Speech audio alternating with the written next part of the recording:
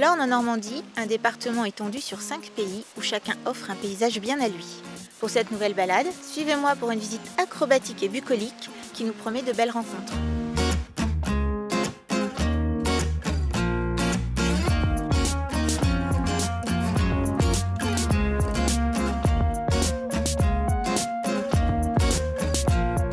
Arnaud, nous nous sommes installés sur une plateforme.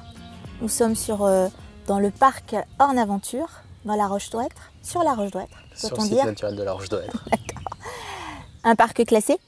Oui, on a dû prendre beaucoup d'engagement auprès du ministère de l'écologie à l'époque, pour leur donner un certain nombre de garanties sur le respect de la nature, de l'environnement. Et au quotidien, comment ça se passe?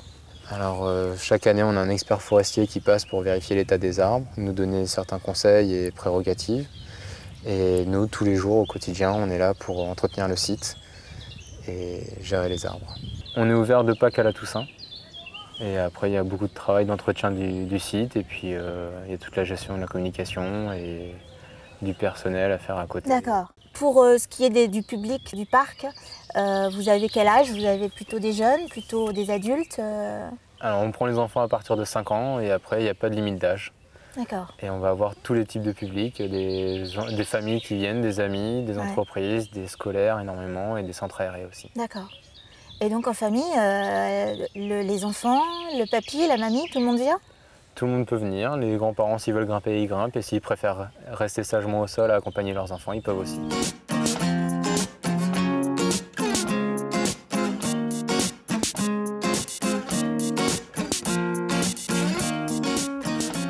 Vous avez une particularité, je crois, chez vous, sur le parc Orne Aventure, c'est ça. Alors explique-moi. Voilà. Donc cette année, on a fait le choix d'investir dans la sécurité, qui est encore un peu plus sécurité que les autres années.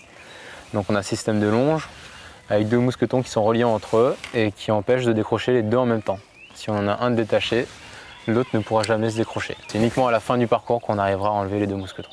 On est les seuls en Basse-Normandie pour l'instant à avoir ce système-là. Alors pour les petits, on a un autre système, c'est un simple crochet. Et du coup, les enfants n'ont pas du tout à manipuler le mousqueton. Donc ils sont attachés tout au long de l'activité, on appelle ça des lignes de vie continues. Ok, et donc j'imagine que ça rassure bien les parents aussi. Ça rassure les parents et ça n'empêche pas les enfants de s'amuser. Voilà, très bien. Arnaud, on continue? Oui, c'est parti.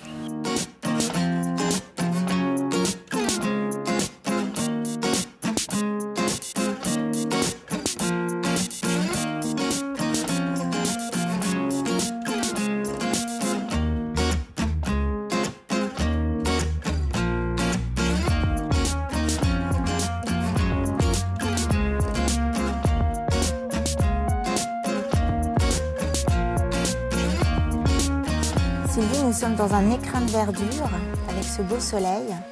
Vous vous êtes fait un paradis ici? Ah bah tout à fait. Ça fait combien de temps que vous êtes là? Ça fait une dizaine d'années, sachant qu'on a mis quand même 6 ans à restaurer tout l'ensemble de bâtiments qui est autour de nous. Vous vous êtes lancé dans une grande folie de rénover tout ça. On s'est investi totalement dans la restauration de ces bâtiments qui est tombé en ruine quand on les a pris. Et oui, ça a été vraiment une folie effectivement d'acheter tout cet ensemble. On a 8 bâtiments au total qui sont du XVIIIe siècle en torchis et en colombage. Alors je crois que vous avez vraiment une spécificité, c'est le côté très nature, très naturel de tout ce que vous avez entrepris ici, notamment la rénovation. On voulait garder bien sûr l'authenticité des bâtiments, donc on a appris à refaire du torchis, on a gardé les matériaux locaux, on a tout refait à l'ancienne. Combien vous avez de logements, de gîtes, de chambres? Alors nous avons 8 bâtiments au total, dont un four à pain, notre maison et puis également 3 gîtes, dont un accessible aux personnes à mobilité réduite et 4 chambres d'hôtes, dont une également accessible aux personnes en fauteuil roulant. Dites-moi, j'aimerais bien faire un petit tour, on y va? Ah bah avec plaisir. C'est parti. C'est parti.